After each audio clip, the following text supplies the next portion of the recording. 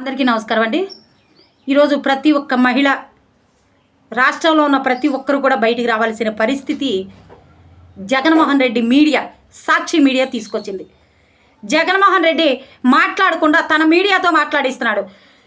జగన్మోహన్ రెడ్డికి ఎంత కక్ష ఉందో చూడండి, రాజధాని మీద ఎంత విషం కక్కుతున్నాడో చూడండి.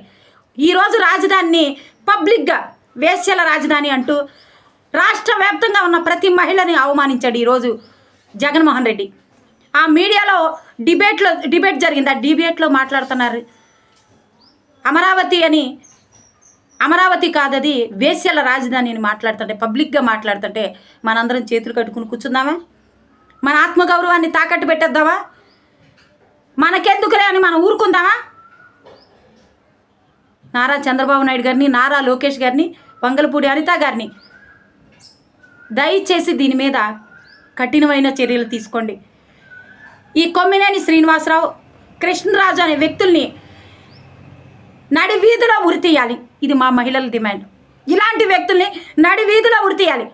మహిళల ఆత్మగౌరవాన్ని కించపరిచేలా పబ్లిక్గా మాట్లాడిన ఎవడైనా సరే శిక్షార్హుడే.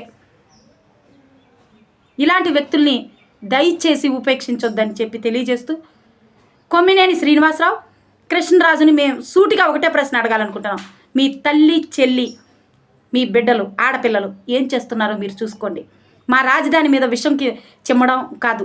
మీ ఇంట్లో మీ తల్లి, చెల్లెళ్ళు ఏం చేస్తున్నారో దయచేసి మేము అలా మాట్లాడకూడదు, క్షమించాలి.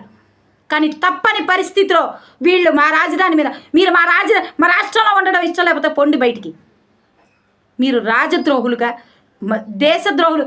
ఎలా పాకిస్తానీయులు మన మీద దాడి చేస్తే మనం ఎలా తిప్పి కొట్టామో అదేవిధంగా ఇలాంటి కొమ్మినేని శ్రీనివాసరావు, జగన్మోహన్ రెడ్డి, ఇలాంటి కృష్ణరాజుల్ని తరిమి కొట్టాల్సిన బాధ్యత ఈరోజు మన అందరి మీద ఉందని తెలియజేస్తూ, దయచేసి వీళ్ళ మీద కఠినమైన చర్యలు తీసుకోవాలని కోరుకుంటూ